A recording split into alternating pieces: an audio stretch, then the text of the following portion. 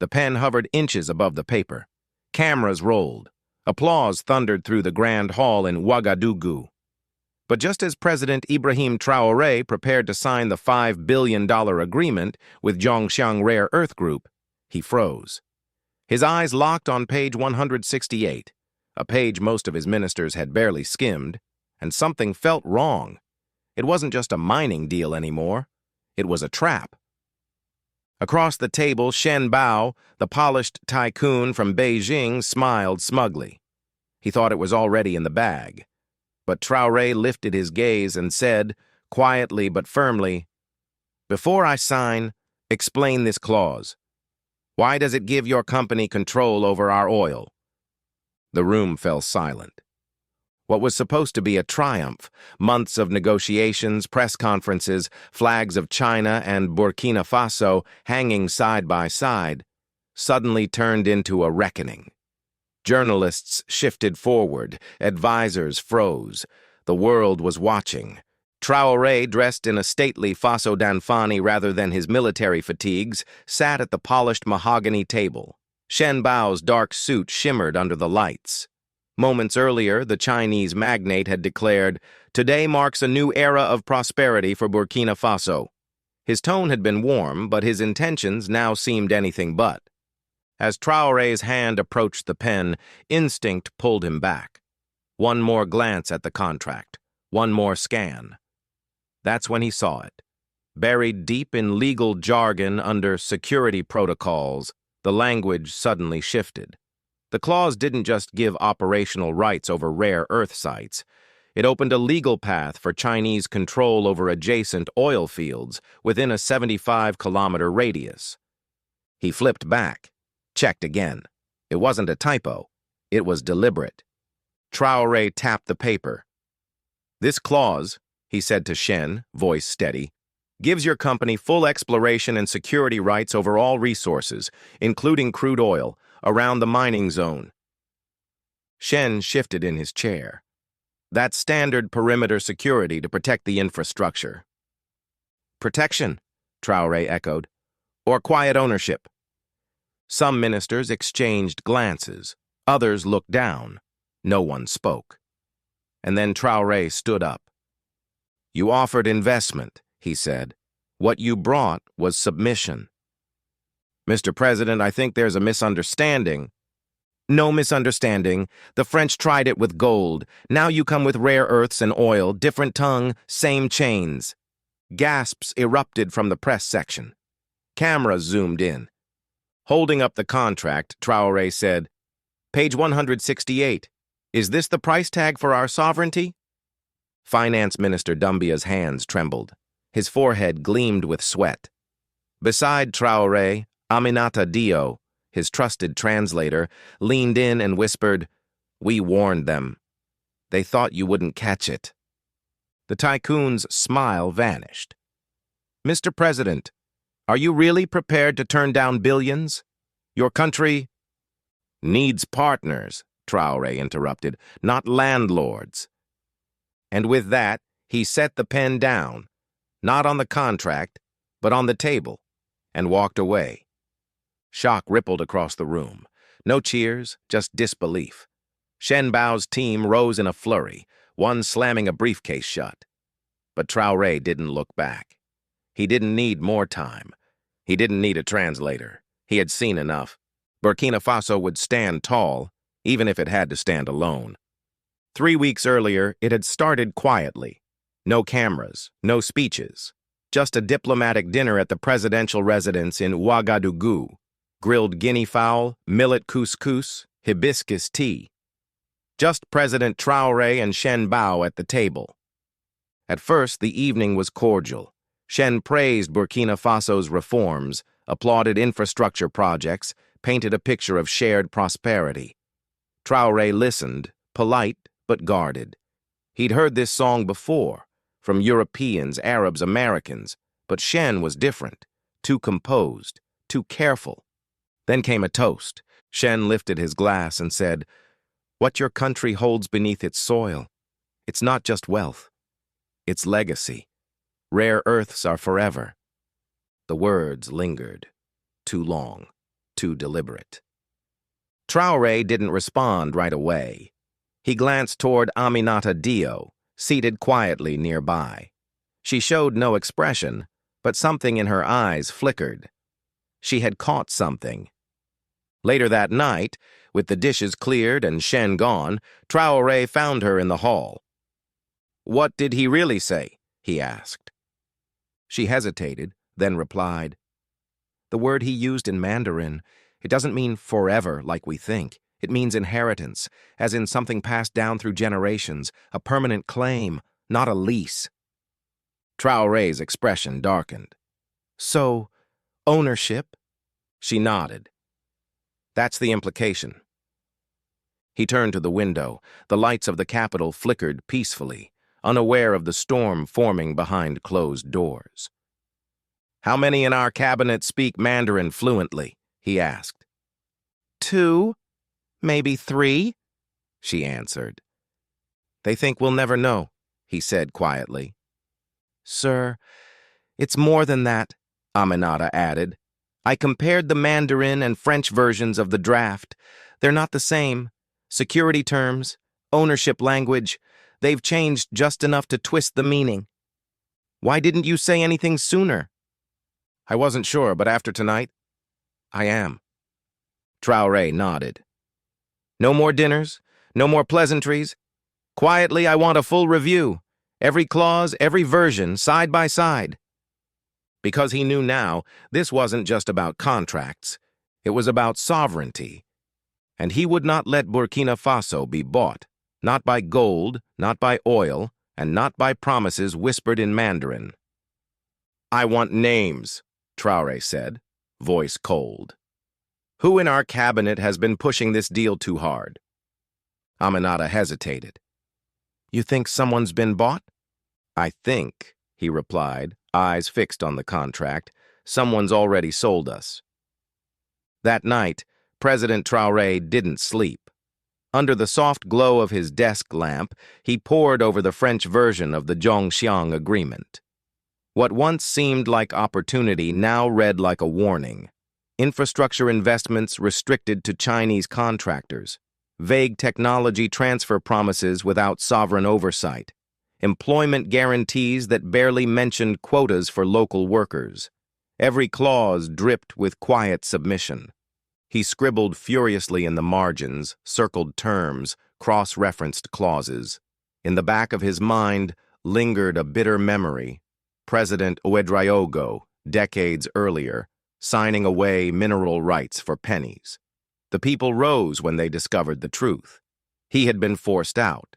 It would not happen again, not on Traoré's watch. At dawn, he summoned Colonel Zongo, head of military intelligence. "I want a covert investigation into the survey zones," he ordered, "and verify reports of Chinese security contractors arriving at the border." Zongo furrowed his brow. "Are we under threat?" Traoré looked him dead in the eye. "Not from weapons, from contracts." Over the next 72 hours, Aminata and 2 trusted analysts worked around the clock. Line by line, they matched the French contract against the original Mandarin drafts. What they found chilled them. The discrepancies weren't errors. They were intentional. One clause in particular stood out. See page 168 for emergency sovereignty arrangements. That page would change everything. The memory of Shen Bao's dinner smile flashed in Traoré's mind. It hadn't been charm. It had been a signal. Late into the night, the presidential palace was still. Only the desk lamp burned, casting yellow light across the thick contract that sat before him like a bomb waiting to detonate. 200 pages of legalese, footnotes, annexes. But it was page 168 that held his attention. He'd read this contract before, twice. His advisors had too, but not like this. Not with suspicion in his veins and betrayal in the air. Halfway down the page, a single line referenced Appendix 4C, Emergency Sovereignty Protocols. It hadn't been included in the French draft, only in the Mandarin one. His jaw clenched. Someone had buried it, on purpose, He flipped to the annexes.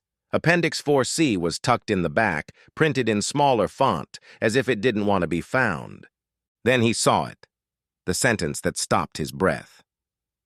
In order to ensure uninterrupted rare earth production in priority economic zones, the investor shall retain autonomous security and operational jurisdiction within a 60-kilometer radius of all extraction sites, defined as resource guardianship rights. He read it again and again. Autonomous jurisdiction. Operational control. That wasn't protection. That was rule. And 60 kilometers? That wasn't a security buffer. That was territorial conquest, without firing a single shot.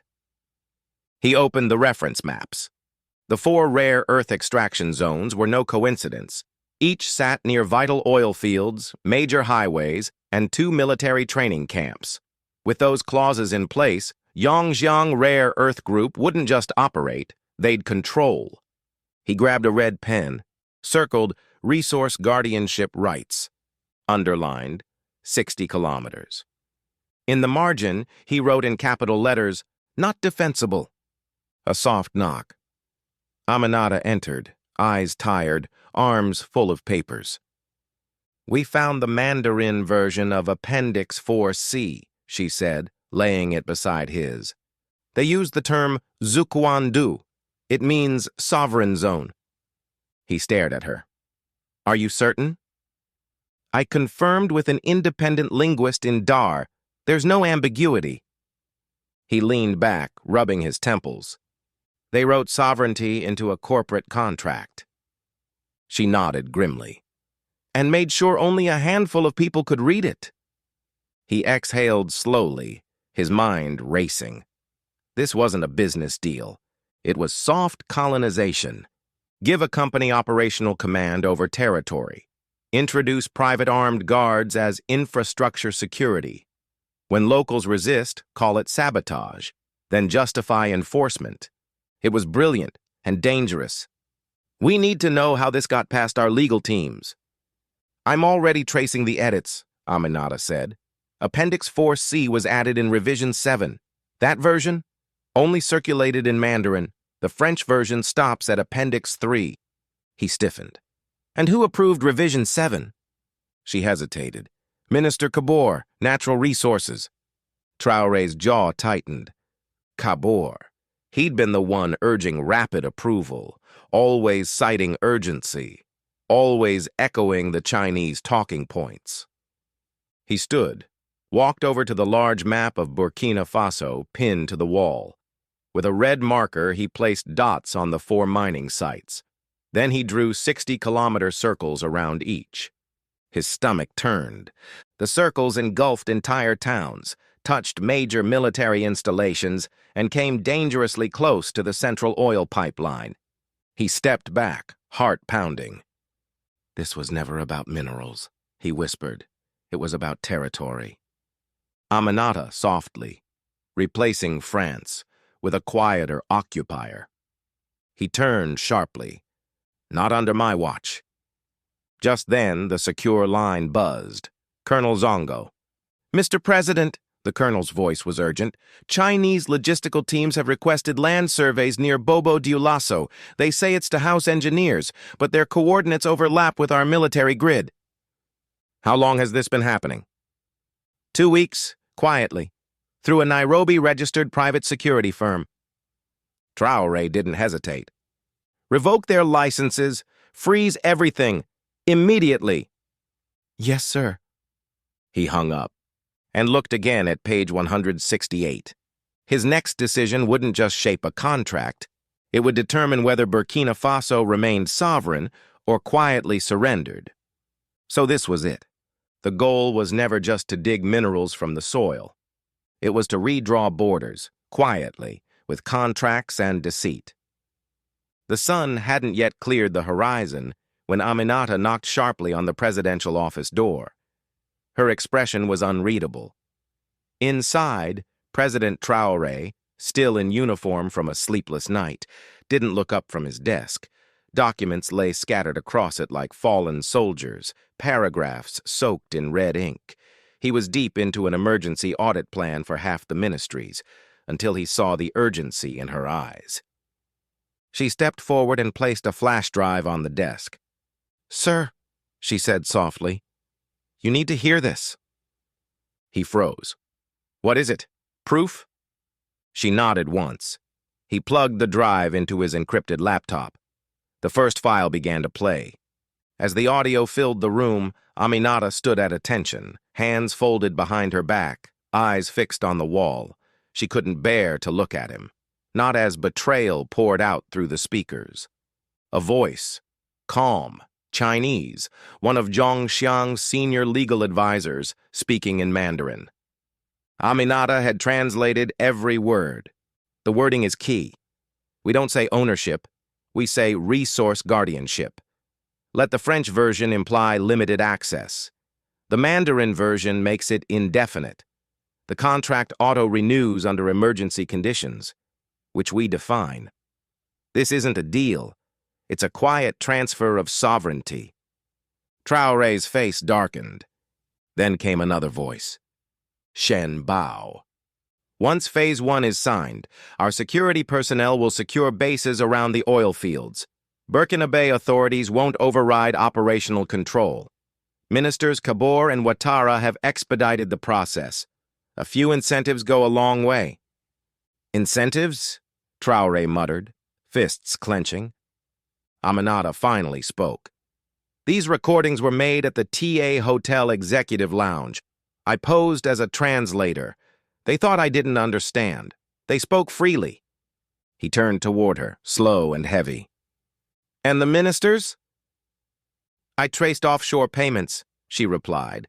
"Secondary accounts. Property buys in Ghana. Minister Kabore received over $850,000. Ouattara, closer to $1.4 million, disguised as consulting fees." Traoré rose, rage flooding his chest. "You mean to tell me they sold this country out for beachfront property?" She said nothing. She didn't have to. More recordings played. Laughter. Executives joking that this time they wouldn't need troops to take the land. One said, "Their leaders will sign the surrender themselves." Traoré slammed the laptop shut. The room went dead quiet. Outside, morning had broken. Birds chirped.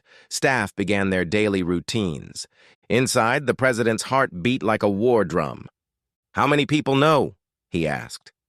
"Just Y and 2 tech assistants, loyal and silent," she said. He nodded. "Keep it that way, for now." He began pacing. "If Shen finds out we're onto them, they'll vanish. If Kabore or Ouattara catch wind, they'll burn the trail." "There's more," Aminata said, stepping forward. "They're not hiring locals for Phase 1. I intercepted an internal memo. 5,000 Chinese workers already approved under infrastructure visas. No local labor. We get scraps. They take everything. So it's not just the land. It's the labor. The legacy. They want to replace us." He turned toward her, voice low and resolute. "Isolate Kabore and Ouattara. Freeze their system access. Lock their offices. Shut down their summit credentials." She hesitated.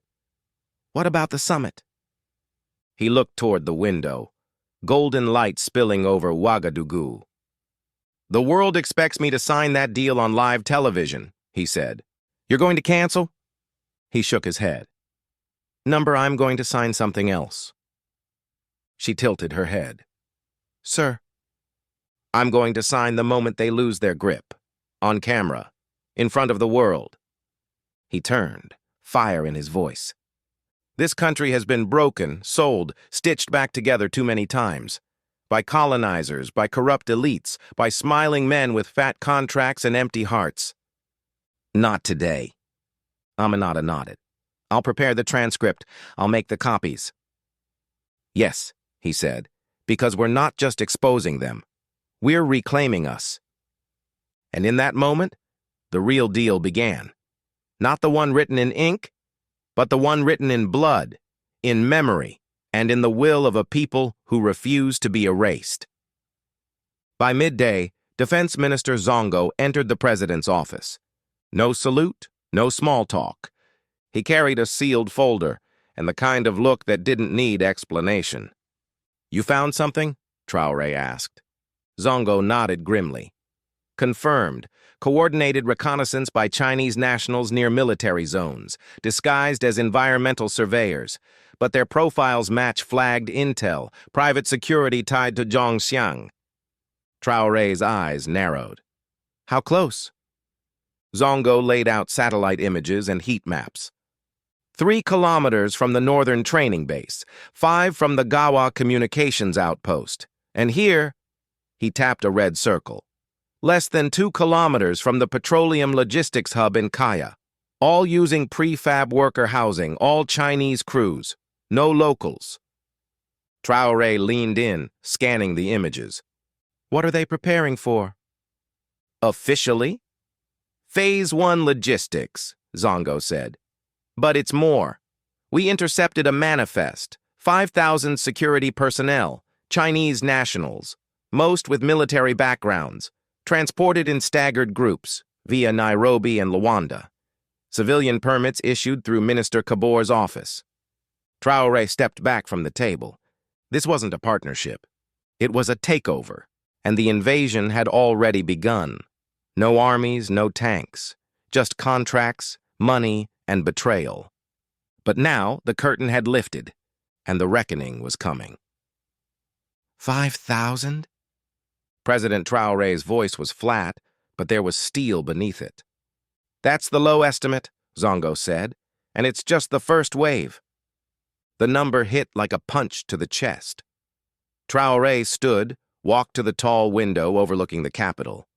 Below, flags fluttered over ministries. Children in school uniforms laughed as they crossed the street. He watched them for a long second.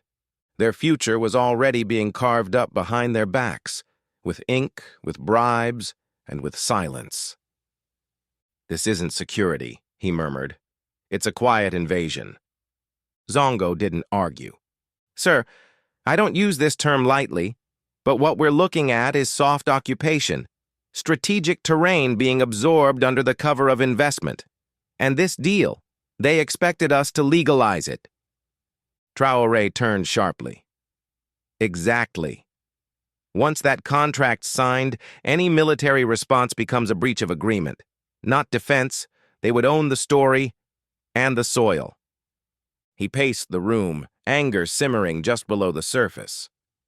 "Why didn't we catch this sooner?" "They moved fast," Zongo said. "Their corporate logistics worked hand in glove with compromised ministries. We were tracking equipment, crates labeled mining gear. But inside, paramilitary tech, surveillance drones disguised as telecom parts, cleared by customs officers loyal to Kabor." Traoré clenched his fist. This wasn't just corruption. This was strategy. Warfare in slow motion. No gunfire, no tanks, just contracts, and a smiling man in a tailored suit. "Activate full internal security protocols," Traoré ordered. "Isolate Kabor and Ouattara. Lock their comms, freeze their travel credentials. No one leaves this country until we say so." "Yes, sir." "And Zongo?" "Mr. President?" "Prepare contingency operations, quietly, defensive posture only. But if a single-armed foreign unit lands on Burkina Faso soil under the guise of investment protection, I want them tagged, tracked, and neutralized if necessary." Zongo nodded without hesitation. "Understood." Traoré crossed the room to the wall-sized national map. With a red marker, he began circling sites, one after another: mining zones, pipelines, roads, training camps. The circles overlapped, territory consumed not by war, but by paperwork. "This was never about minerals," he said. "It was about position, leverage, power." "They waited for the world to look away," Zongo murmured behind him, "and they nearly pulled it off." Silence fell.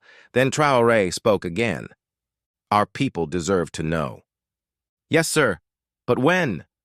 "When we have everything: recordings, contracts, financial trails, satellite evidence. Then," he turned, "we go to the summit. And we don't just refuse to sign, we expose them, All of them. Live. Zongo allowed a rare smile. Then I suggest we prepare the world to hear what Africa sounds like when it finally says no. As the general left the room, Traoré looked at the map one last time. 5,000 men were coming, but they wouldn't find a land asleep. They'd find a nation standing tall, awake, and ready. The summit. By the time the summit opened, everything gleamed with ceremony. Flags fluttered in perfect alignment. A choir sang the anthem. Delegates from over 30 nations sat in rows with earpieces and diplomatic smiles. A massive screen played promotional footage, promising highways, hospitals, and tens of thousands of jobs. This was to be the signature moment, a new era, a model for African-Asian cooperation. At the front, President Ibrahim Traoré sat behind a long mahogany table, calm, composed. Next to him, Shen Bao, chairman of Zhongxiang Mining. His team sat ready, pens in hand. Cameras were trained on them. Behind them, giant banners read, "Shared Future, Strategic Growth, Trust in Action." But the president didn't sign. He turned slowly to page 168. Everyone in the room had heard rumors, whispers, but now the world held its breath. He closed the contract. The sound echoed in the room like a gavel. Then he looked up and spoke. "There is a line," Traoré said, voice steady, "where cooperation ends and surrender begins. That line is here." He lifted the contract for the camera's thumb on the page. Page 168. Gasps. Journalists leaned forward. Ministers shifted in their seats. Shen Bao forced a smile. "Mr. President, if there is a detail that requires clarification..." Traoré raised a hand. Silence. Then he read, clearly into the microphone. "In the interest of protecting investment operations, the investing party shall be granted autonomous security and operational jurisdiction within a 60-kilometer radius of each designated resource corridor, including but not limited to hydrocarbon reserves, mineral sites, and infrastructural arteries. These rights shall auto-renew under conditions deemed emergent by the investing party." Silence shattered into murmurs. Fingers pounded on keyboards. Translators stammered into headsets. One delegate from Côte d'Ivoire pulled off his earpiece in disbelief. Traoré looked up again. "Let me repeat. Auto-renew under conditions deemed emergent by the investing party. That means you decide when this ends, not us." Shen leaned into his mic, struggling to keep composure. "Mr. President, this is standard infrastructure language. These clauses..." "Then why?" Traoré cut in, voice rising. "Was this clause only present in the Mandarin version and excluded from the official French draft submitted to our parliament?" Shen hesitated. His translator whispered urgently, "We are willing to amend..." "No." Traoré's voice cut through the room like a blade. "This is not a misprint. Not a misunderstanding. It's a trap, a quiet, legal, deadly trap." The charm fell from Shen's face, his jaw set, his tie shifted as he swallowed hard. But the mask had already slipped, and across the world, millions now watched, eyes open. Burkina Faso would not sign its sovereignty away. Not today. Not ever. "Are you accusing us of deception?" Shen snapped. President Traoré didn't blink. "I'm accusing you of thinking we wouldn't read past the promises." He turned to the audience. "My people have lived through too many signatures that took more than they gave. We've seen contracts that smiled in the light and strangled us in the dark." The hall fell silent. Even the translators held their breath. Behind him, the screen lit up, page 168 in bold red, its most damning phrases underlined. "Autonomous jurisdiction. Resource corridors. Auto-renew." "Do you know," he said, not looking at anyone in particular, "how many of our military outposts fall inside these so-called corridors? How many towns? How many untapped oil basins?" He looked directly at Shen. You expected us to surrender our future on camera, with ribbon and ceremony. Shen's voice cracked, the polish gone. We came here in good faith. We brought $5 billion. Traoré nodded. And you nearly bought a country. He placed the contract on the table and stood taller. But Burkina Faso is not for sale. Not to China. Not to anyone. The silence that followed was heavier than any explosion. Then, cameras flashed, journalists shouted, security rushed in. Shen turned to his aides, pale. One executive stormed out mid-call. The deal was collapsing in real time. Traoré simply turned to his security chief. This ceremony is over. And he walked off stage. No signature, no handshake, no apology. As President Traoré stepped into the corridor, the echoes of chaos faded behind him. No applause, no music, just the whisper of history shifting.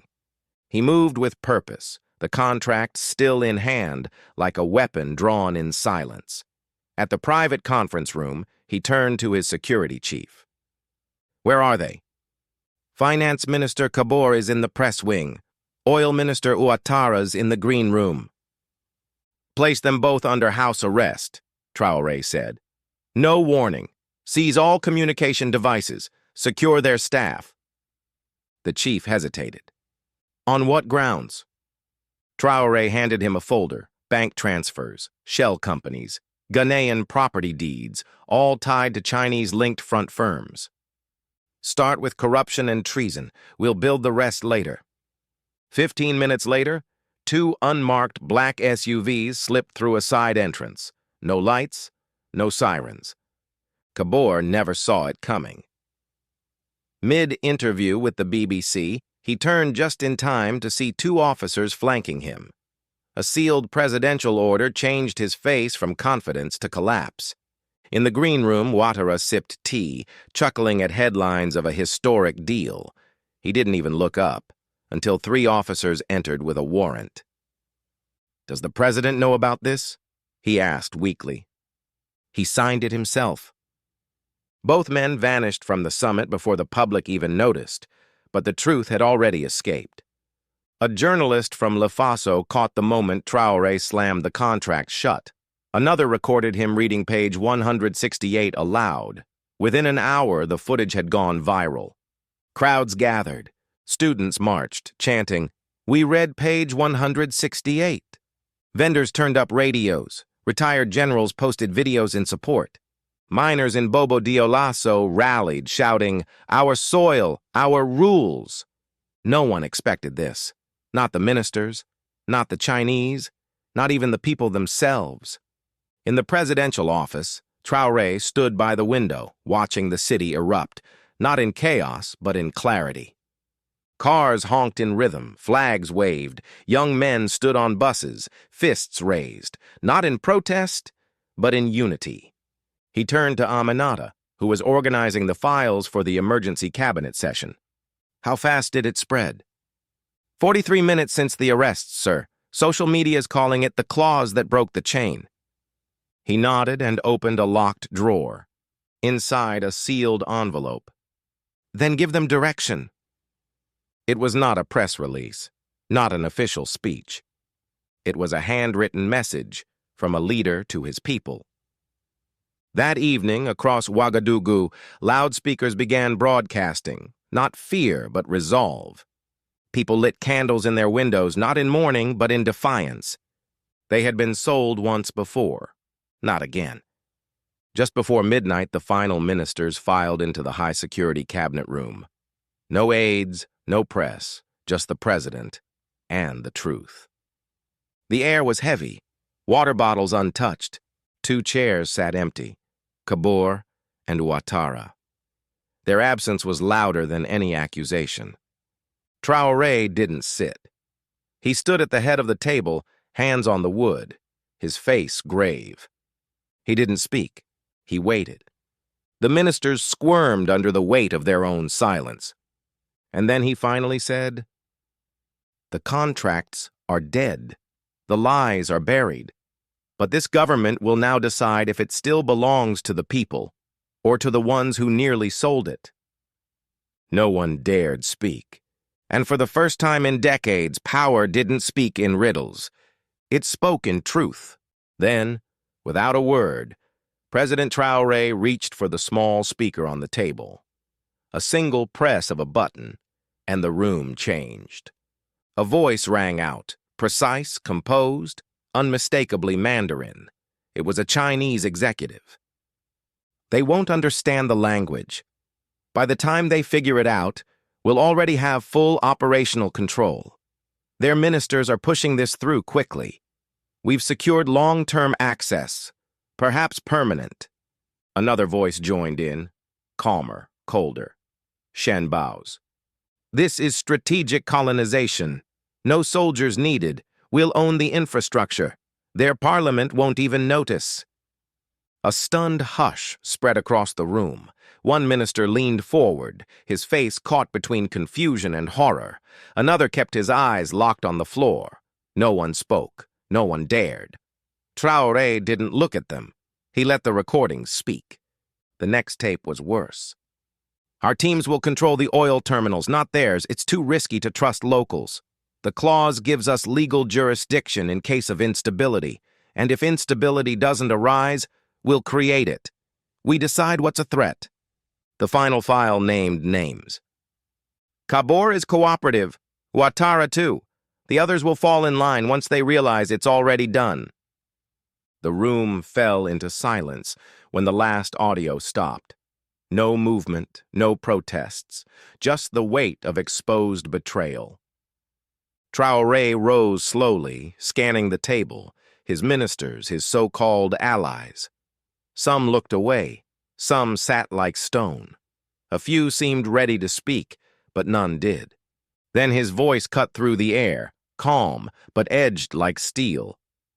I placed my trust in each of you, not because you were loyal to me, but because you were supposed to be loyal to this nation.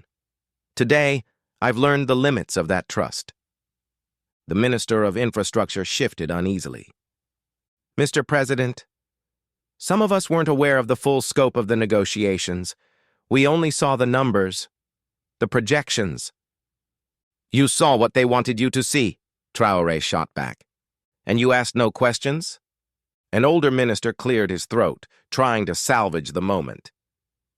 Perhaps we can renegotiate, strip out the clauses, work with Jiang Xiang to amend the deal. Traoré turned sharply. There is no deal to fix. This wasn't a contract. It was an occupation strategy. Do you think they'll rewrite it because we ask nicely? He began pacing. All of you sat through the meetings. You nodded. Some of you even praised it. I kept asking, why the rush? Why the silence about the appendices? And now we know. You weren't misled. You were comfortable. Comfortable enough to stop thinking. A younger minister finally broke the silence. What do you want from us now, sir? Traoré stopped. I want your confessions. I want the names of the consultants, the lobbyists, the dinners you didn't declare, the shadow meetings you never reported. I want the truth. Not to shame you, but to salvage what little dignity remains.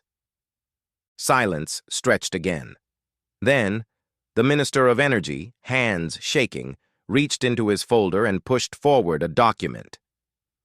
There was a dinner in Casablanca. I didn't report it. They promised aid for our power grids. I didn't know it had military strings attached. Moments later, the Minister of Trade followed. There were offers. I refused them, but I stayed quiet. I didn't want to fracture the cabinet. Traoré nodded, absorbing it all. I don't demand perfection. I demand courage. If you didn't see this coming, fine. But if you stay silent now, if you let this government become a broker of foreign conquest, then you have no place at this table.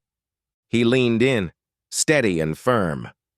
I will not allow foreign men to draw new borders on our land using your signatures. Then he stood tall. As of tonight, I am forming a Sovereign Review Council. Every agreement signed in the last 5 years will be reviewed. If you oppose this, resign now. But if you remain in this room, you will fight, not for your careers, but for our independence. No applause, no ceremony, just clarity. And one by one they nodded. No one left that room the same. 8 p.m., the broadcast.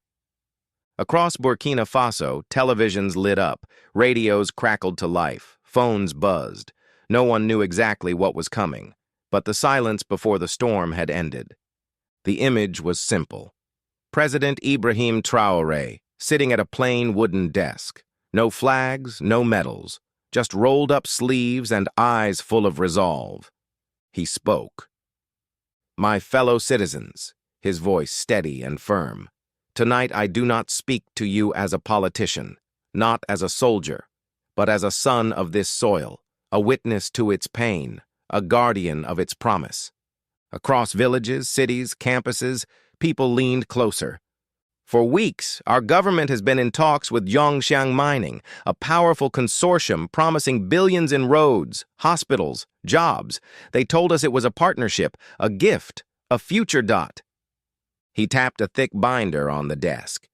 But hidden on page 168 was the price of that gift. Clauses written in a language most of us do not speak. Words meant to be overlooked. Terms that would have handed over our minerals, our oil, and even lands near our military bases to a foreign power, without your knowledge, without your consent. He looked straight into the camera. That is not investment. That is betrayal. Every living room went quiet. In cafes, the volume turned up. On campuses, students huddled closer. They wanted us to believe it was normal to give up 60 kilometers of control around each mine, that allowing 5,000 foreign security personnel to operate with full immunity on our soil was just part of the deal, that letting the contract auto-renew without our permission was a harmless technicality. He leaned forward. But I tell you now, this country will not be sold, not through secret meetings, not through foreign signatures. Not under my watch. He leaned forward, hands folded on the desk, eyes unflinching. I was not elected to auction off Burkina Faso. I was not handed this flag so it could be replaced by a corporate emblem. We are not for sale. Not to Europe, not to China, not to anyone. The words hit with the force of thunder. Some of your ministers betrayed your trust. They took money. They stayed silent. They said yes when they should have shouted no. 2 have been arrested. More will follow. In Bobo Dioulasso, a mechanic watching the speech on an old TV let out a triumphant cheer. In Kaya, a grandmother clapped her hands and shouted at the screen.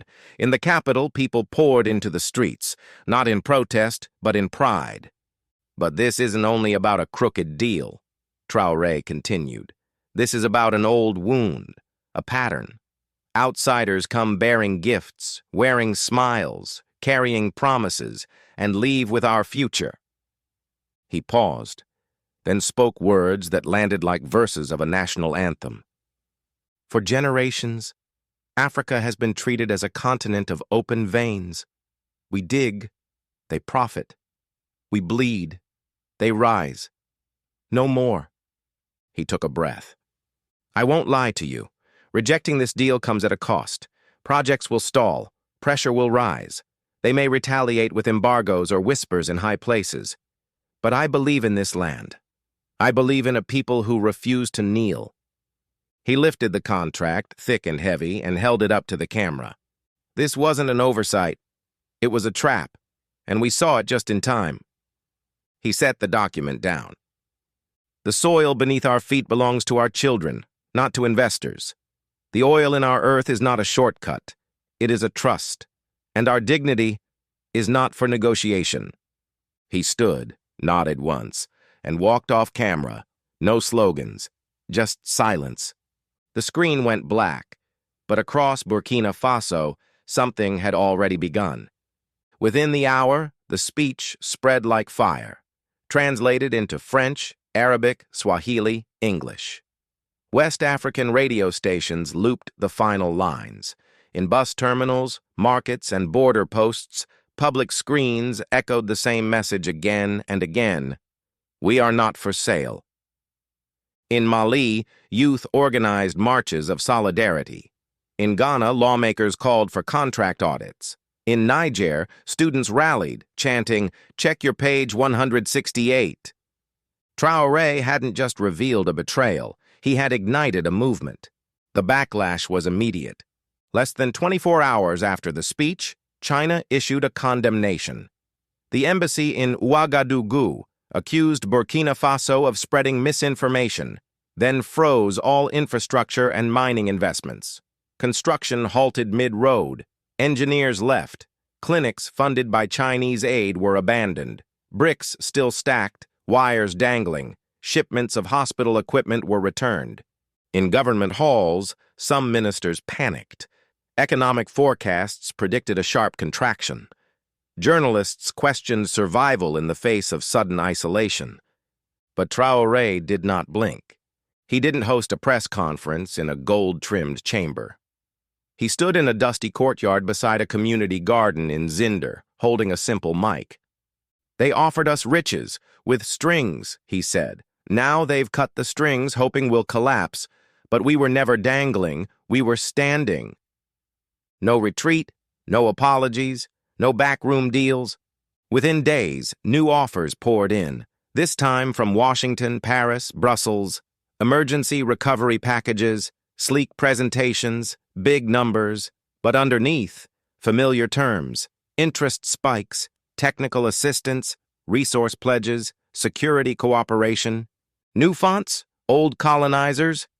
In a cabinet meeting, one minister tentatively suggested they review the proposals. Traoré didn't raise his voice.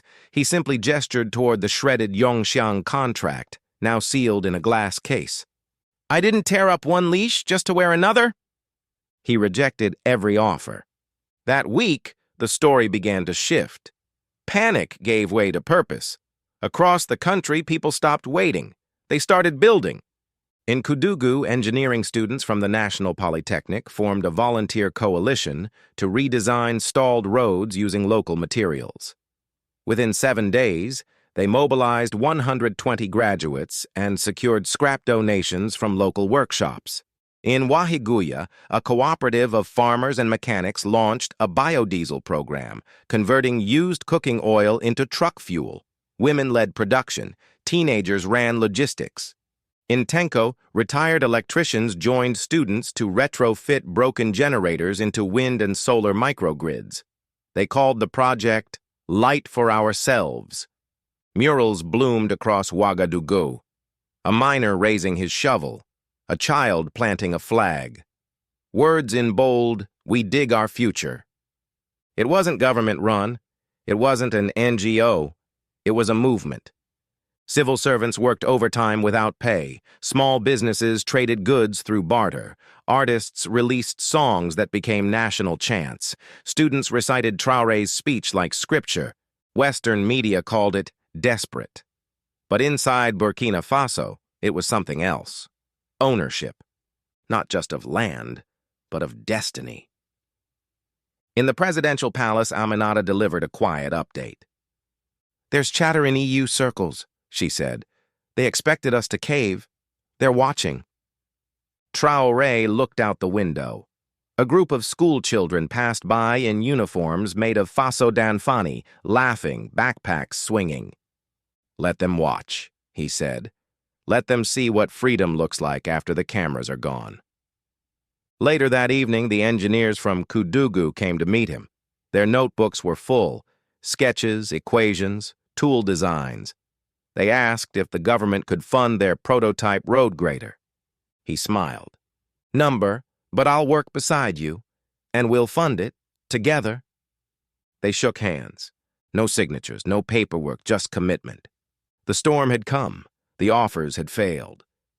But Burkina Faso stood taller than ever. The call came just after dawn.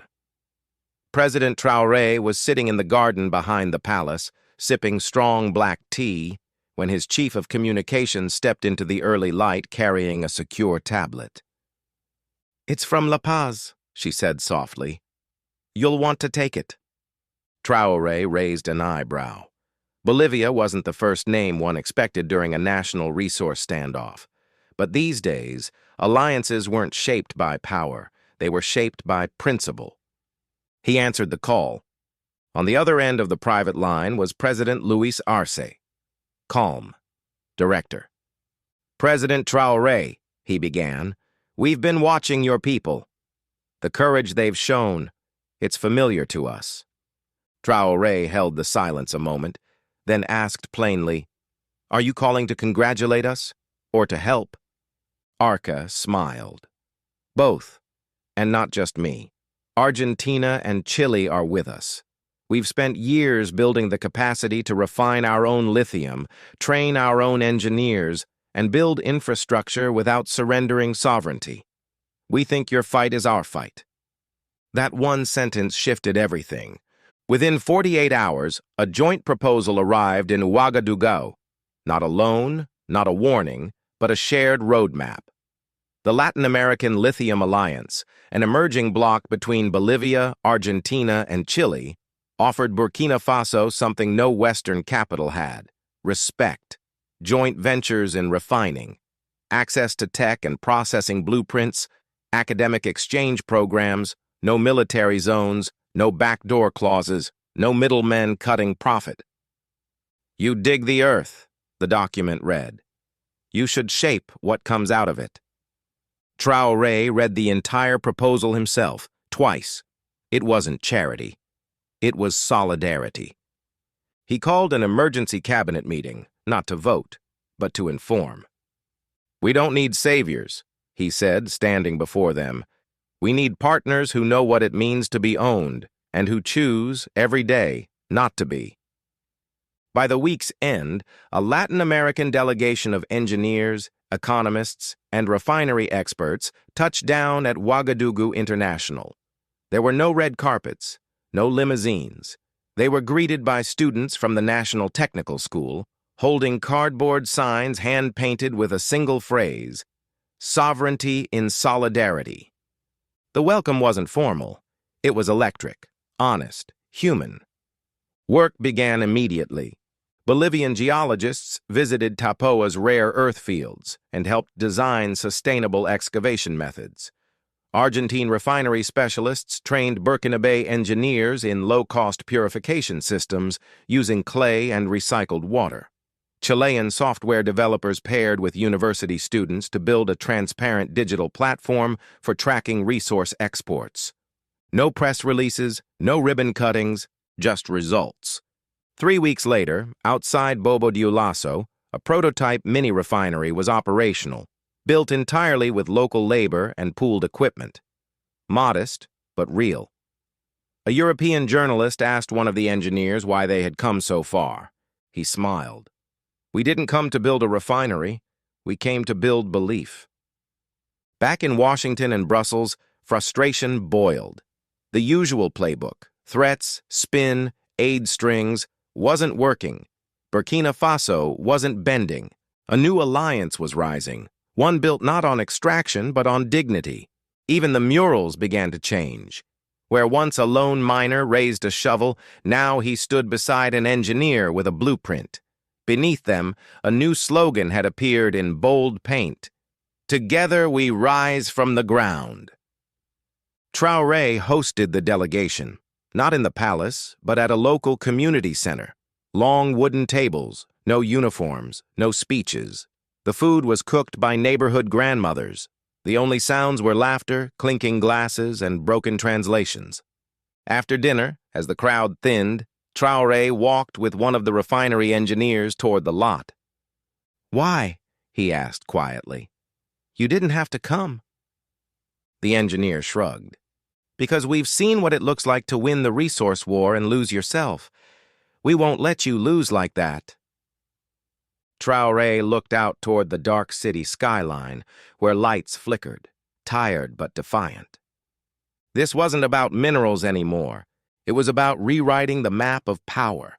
And for the first time in generations, the compass didn't point north. It pointed forward. Morning broke with the buzz of movement. Flatbed trucks rumbled through the eastern gate of the Tapoa Resource Zone. On board, crates stamped in hand-painted stencils, property of the Burkina Faso people. Inside were drilling rigs, purification tanks, solar generators, and something more valuable than any metal, hope. There were no ribbon cuttings, no CEOs posing for cameras, just rows of workers in blue coveralls, wiping sleep from their eyes, reporting for a job they never imagined would belong to them. For decades, the sound of drilling meant foreign companies, foreign orders, foreign paychecks. But today, the first bolts were fastened by Burkina Faso hands. Foremen shouted in Muré and Dioula. The flags flying weren't for diplomacy, they were for pride. Funding had come together fast. With Chinese capital gone and Western deals rejected, the African-South American Development Fund stepped in. Ghana, Bolivia, Chile, each offered investment. Not loans, equity partnerships with clauses guaranteeing full Burkina Faso control, small nations pooling what little they had to do the unthinkable, build from the inside out. The first phase focused on reclaiming the colonial bones beneath their soil, old oil pipelines that once funneled wealth outward. Piece by piece, they were dismantled. Some sold for scrap, others melted down to forge parts for new machines. Welders trained in Ouagadougou worked beside Bolivian and Chilean engineers. They traded terms, ate from the same pots, shared jokes over bent steel. At the central site, the hum of machinery roared. But this wasn't extraction, it was transformation. No one embodied that better than Isu, a 28-year-old drill operator who had once been a moto-taxi driver. After completing a crash training course co-designed by Argentine engineers, he now led a 6-person crew. Each morning he reviewed soil composition, ran safety checks, and signed pay slips. "I used to beg for fares," he said, wiping dust from his goggles. "Now the ground answers to me." News of the transformation spread faster than any broadcast. Farmers arrived with carts of fresh produce to feed the growing workforce. Students volunteered on weekends, laying temporary cables, labeling tools. Women's cooperatives organized laundry and meal stations near the site. This wasn't a work zone anymore. It was a living, breathing village, wide awake and moving with purpose. On the 10th day, President Traoré arrived unannounced. No sirens, no convoy, just a dusty truck, a small team, and worn boots. When the security guards saw him at the gate, they didn't salute. They smiled, like family. He spent hours on the ground, walking the trenches, inspecting tools, asking workers what they needed, sitting cross-legged on crates during lunch. When a young technician nervously handed him a sketch of a conveyor design, Traoré didn't brush it off. He studied it carefully, asked a few pointed questions, then nodded. "Let's try it." Later, standing atop a dirt hill overlooking the site, he watched the machinery hum with energy. "This," he whispered, "is what liberation sounds like." Aminata approached with a folder. "Preliminary reports," she said. "The new equipment's outperforming expectations. Productivity is already up 12% over the foreign contractor benchmarks." Traoré nodded, eyes on the horizon. "That's good," he said, "but it's not about speed. It's about never giving it back." Below, the drills thundered, not with the greed of empire, but the rhythm of ownership. Sparks flew, dust swirled, and with every meter of earth revealed, the old lie that Burkina Faso needed outside control crumbled further. That afternoon, a group of school children toured the site. Yellow hard hats bobbed as they listened intently to a teacher explain the purification process. One girl raised her hand and asked, "Does this mean we'll be rich now?" The teacher smiled softly. "No," she said, "but it means we decide what rich means." Nearby, a simple wooden sign had been erected. No polish, no paint, just carved by hand, "First Burkina Faso-owned resource facility, built by us, for us." The wind rose, the flag snapped loudly, and beneath the soil, something far deeper than minerals had begun to move. The first blow didn't come with bombs. It came with silence. A transformer outside Ouagadougou failed. Then another. Within days, 5 power nodes collapsed, each one feeding the construction zones tied to the resource reclamation effort. At first, it looked like maintenance failure, but Aminata knew better. Inside the Ministry of Energy's command center, she scanned the logs. Every failure had been preceded by a remote access ping, routed through servers in Dubai, Singapore, and Eastern Europe. "This isn't an accident," she told Traoré that night, placing a tablet on his desk. "They're not targeting power, they're targeting morale." But the grid wasn't the only target. In Yaga province, 3 community-owned grain silos went up in flames. Locals said they saw masked men speaking French and broken Moore fleeing into the bush. In another region, a Latin American shipment was hijacked and vandalized. And then came the protests. Small at first. Carefully worded signs. Complaints about late salaries, lack of foreign aid, broken promises. But the slogans were too sharp, the banners too polished. Drones flew overhead. Hashtags surged in Western media. Burkina fails. Mining disaster. Bring back stability. Traoré recognized the fingerprints.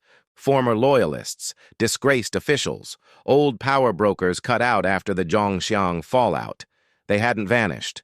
They'd gone underground, and now they were scripting chaos for international audiences. "This isn't resistance," he said during a late-night briefing. "It's theater, and someone overseas is writing the lines." But Burkina Faso was not defenseless. At the National Polytechnic, students launched Project Moaga, a decentralized grid of solar-powered generators and mesh networks to restore power block by block. In Yatena, farmers formed community defense patrols, guarding grain stores with walkie-talkies and motorbikes. In Bobo Dioulasso, women's groups stockpiled dry goods and trained volunteers in basic infrastructure repair. They named themselves the Daughters of Resilience, and their motto spread like fire: "They burn, we rebuild." Meanwhile, Aminata worked around the clock with the newly formed Cyber Integrity Task Force. What they uncovered stunned everyone. A dormant software update, once used by the Ministry of Commerce, contained a hidden backdoor, just a few lines of code disguised as a formatting tool, but it allowed foreign actors to spy, reroute shipments, and leak confidential plans. The source: a former French telecom contractor once responsible for Burkina Faso's customs network. "The contract ended 2 years ago," Aminata told Traoré, "but the backdoor never did. They knew our supply lines before we even built them." He didn't shout. He sat quietly, then asked, "Can we shut them out?" "We already have," she said. "The code's neutralized, but the new war is narrative. They're not trying to break our tools. They're trying to break our story." Traoré stood and walked to the window. Beyond the palace walls, candles flickered in homes without power. "They want our people to believe this dream is dying," he said. "But belief is the foundation. We can't just defend the projects, we have to defend the faith." That night, a nationwide broadcast aired, not from a newsroom, but live from the drilling site in Tapoa. Under the open sky, with dusty boots and workers behind him, President Traoré faced the nation. "There are those who burn our food so we crawl, who cut our wires so we go dark, who whisper that we should beg again," he said, raising his voice. "But what they forget, what they always forget, is this: we have never needed permission to rise." By morning, community militias, authorized by local leaders, stood guard at critical sites. Student tech teams launched citizen-run news networks to counter disinformation. Farmers switched to analog systems. Mechanics reinforced transport routes with homemade road barriers. Sabotage continued, but every blow was answered with twice the determination. In the shadows, enemies pulled strings. But in the daylight, the people stood taller. And across every province, one phrase had turned from slogan to oath. We dig our future, and we defend it. The courtroom was no longer four walls. It had been moved outdoors, into the national plaza of Ouagadougou. Beneath gray skies, rows of citizens gathered. Elders, youth, journalists, union leaders. This was no longer just about legal justice. It was about truth. And Traoré had insisted, no edits, no filters, no closed doors. The people weren't here to spectate. They were here to witness. In the days before the tribunal, the square transformed. Fortified but open, screens were erected across the country, from village centers to schoolyards. Classes were paused. Radios ran wall-to-wall coverage. A storm of anticipation charged the air. When the day arrived, Aminata took the stand first. No notes, no posturing. Just one sentence. The sabotage began the moment we said no. Her testimony was surgical. She laid out intercepted emails, surveillance footage, call logs. She named names, former ministers, consultants, foreign operatives. Each accusation landed with the weight of proof, documents, receipts, bank transfers.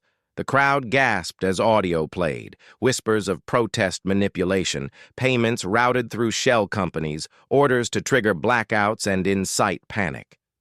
Some of the voices had once sworn loyalty beside President Traoré. Now, their secrets echoed across loudspeakers. When the accused were called to speak, most denied involvement. The former oil minister, Ouattara, claimed confusion. "I served the Republic," he insisted. But the evidence spoke louder. Covert flights, encrypted messages, deleted memos, recovered and decrypted by Aminata's team. Then came Minister Kabore. He didn't ask for counsel, didn't look up. The judge asked, "Do you deny the charges of conspiracy, corruption, and betrayal of national sovereignty?" Kabore shook his head. But I'd like to explain." He stepped forward. His voice trembled, not with performance, but shame. "I didn't believe we could do it alone," he said. "I thought we needed China, France, anyone. I told myself the contracts were worth it if they built schools and roads. I was wrong." The wind swept through the plaza. "They offered me money. I took it. And I convinced myself it was for the country. But really, I didn't believe in us." A woman in the crowd covered her mouth. A child whispered, "He's crying."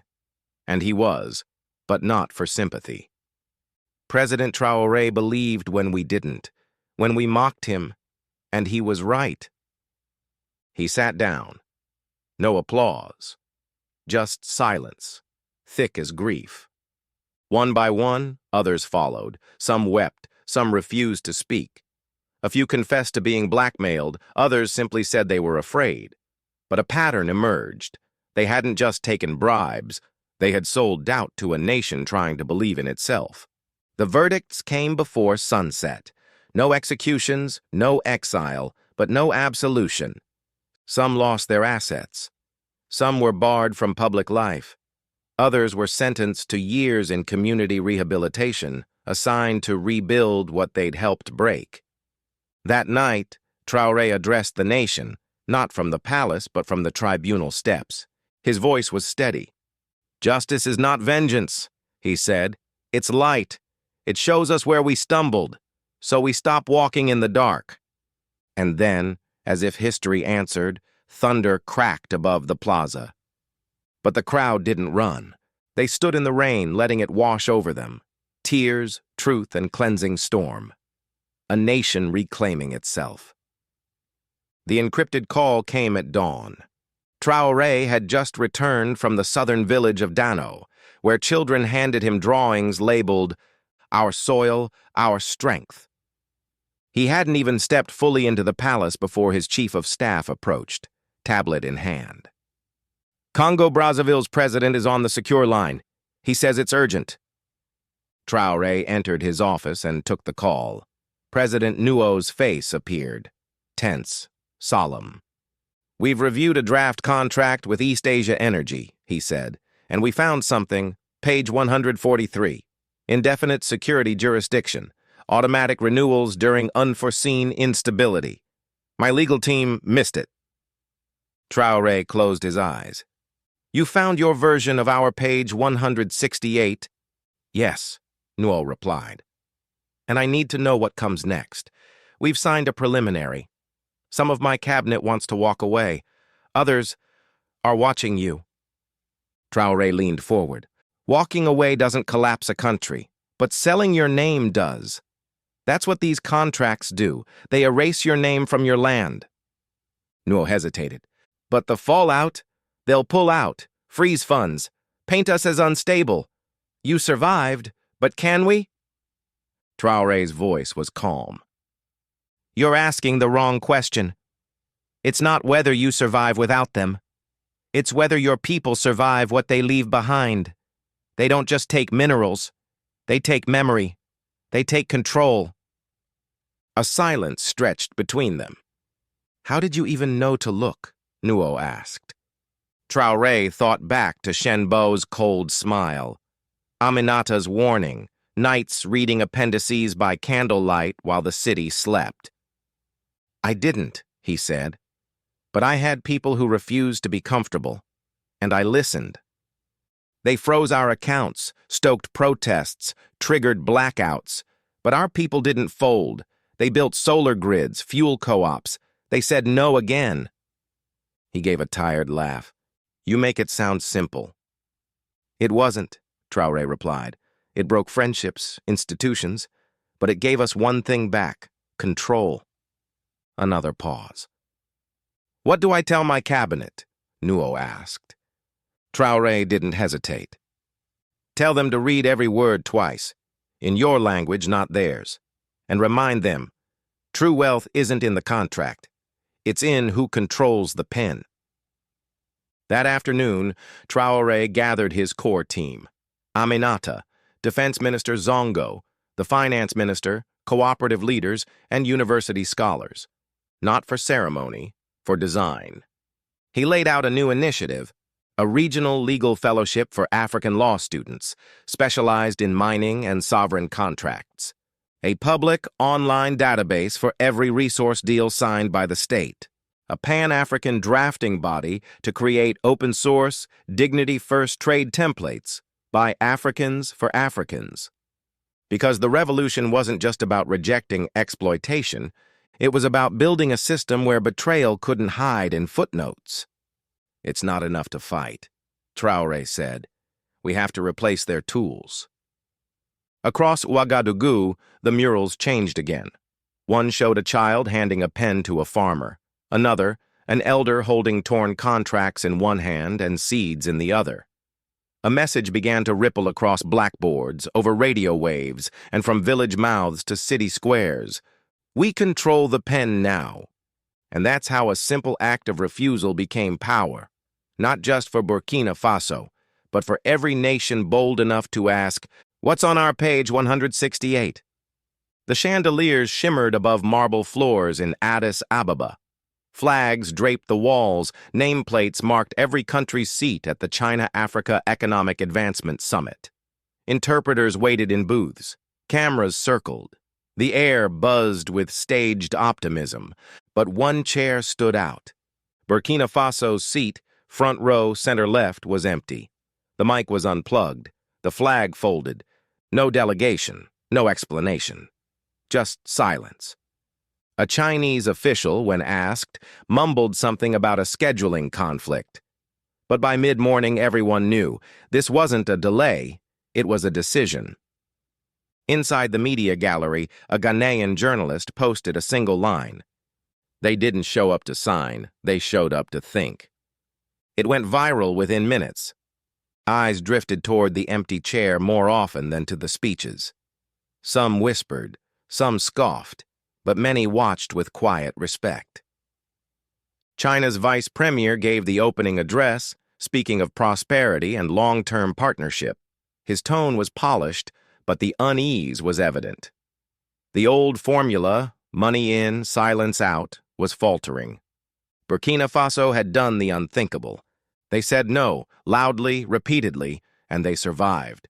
And now the ripple had become a wave. Days before the summit, delegations from Namibia, Senegal, and Sierra Leone quietly ordered legal reviews of their own contracts. The DRC brought translators to compare the Mandarin and English versions side by side. In hotel lounges and private dining rooms, ministers passed around key terms like contraband, resource protection, emergency jurisdiction, automatic renewal. A new phrase surfaced, the page test, as in, what's hiding on our version of page 168? Even China's closest allies began to shift. Zambia announced a transparency initiative. Nigeria's trade minister floated a motion requiring parliamentary ratification of all new mineral deals. The shift was slow, but real. Back in Ouagadougou, Traoré's decision not to attend wasn't made in anger. It was made in clarity. This isn't a boycott, he told his team. It's a message. You don't sit at a poisoned table to prove you're hungry. Instead, Burkina Faso held its own summit that week, not in a five-star hotel, but in a public university hall. No glitz, no marble, just wooden chairs, chalkboards, and mines from across the global south. 6 African nations, 3 from Latin America, law students, engineers, economists, farmers. They sat in circles, not rows. Their theme wasn't investment, it was authorship. Burkina Faso shared everything. Their full contract audit framework, annotated legal glossaries, open-source software for resource tracking. Not for profit, not for praise. This isn't a secret to protect, Aminata said during her session. It's a trap to diffuse. The room erupted. Meanwhile, back in Addis, a photo op was delayed when whispers spread. Some delegations were refusing to share the stage. Official statements said nothing. But everyone had seen the chair, and they remembered the silence. Because that silence now spoke louder than any applause. Across the continent, the questions had changed. No longer, how much are we being offered? Now, at what cost? And thanks to the man who refused to sign, leaders finally had the courage to read every word. The gates of the Tapoa refinery opened slowly. Students filed in, single file, their yellow hard hats tilted slightly on small heads, their eyes wide behind scratched lenses. They had come to see something their textbooks had never shown them. A refinery built entirely by Burkinabe hands. Owned by the people, run by the people. Inside, machines hummed. Solar panels glinted in the sun. Technicians in Navy jumpsuits monitored dials and data, their name tags stitched with local surnames. Above the control room hung a sign, built by Burkina Faso, powered by its people. In the middle of the tour, a boy no older than 10 walked alongside his teacher. At each station, he asked questions. What does that lever do? Why does the metal glow? How hot is the chamber? The guide, a refinery technician and former student, answered patiently, with pride. At the final corridor, the students stopped beneath a mural. Red earth, golden minerals, engineers standing beside farmers. Beneath them, carved in steel. No foreign soil under our feet, no foreign chains on our wrists. The boy stared. Then he turned to the guide and asked softly, "Who owns this?" The guide didn't hesitate. "You do." "Me?" "You. Your classmates, your parents, your future children, everyone who stayed, everyone who refused to sell." The boy didn't reply, but his posture changed. He stood taller. Behind him, his teacher quietly wiped a tear. Outside, more buses pulled in. University students, trade delegates, and grassroots leaders from neighboring nations. Because the Tapoa refinery had become more than a plant, it had become a symbol of what happens when a nation stops signing away its power and starts writing its own future. A wound stitched shut, not with silence, but with sovereignty. President Traoré visited the refinery without cameras, without ceremony, no red carpets, just dust on his boots and a notebook tucked beneath his arm. He moved quietly along the production line, nodding to workers, listening to supervisors, scribbling thoughts into the margins of his pages. When he reached the purification chamber, the heart of the entire operation, he stopped. Before him, a fresh sample of rare earth concentrate was sealed, stamped with a new national label. Origin, Burkina Faso. Ownership, 100% local. A young technician noticed him watching and approached. "We just hit 90% efficiency," she said, eyes gleaming. "Better than we projected." Traoré smiled, not out of pride, but out of recognition. "Because it was never about the equipment," he replied. "It's about who believes in it." Later, in a break room smelling faintly of solder and stew, he sat with shift supervisors and engineers. One suggested building a technical college near the refinery. Another proposed a fund using refinery profits to connect nearby villages to the power grid. Traoré didn't speak much. He didn't take notes. When the room quieted, he simply said, "Make it happen. I'll back you." This refinery wasn't just producing minerals. It was producing direction. That night, state TV aired a short feature. No voiceovers, no dramatic music, just quiet footage. Workers laughing, local vendors delivering produce, new bicycle lanes being paved with refinery support. The segment closed with a black screen and a single white sentence. "We didn't wait for permission. We built." The message echoed far beyond Burkina Faso. In Ghana, a member of parliament called for a full audit of all foreign mining agreements. In Senegal, students organized contract literacy teach-ins. In Namibia, the president publicly cited Burkina Faso in a speech on energy independence. Traoré never commented. He didn't need to. Because the answer wasn't diplomatic. It was operational. The factory worked. It employed Burkinabe workers. It paid fair wages, it processed local materials, and it reinvested every coin into its people. No offshore bank leaks.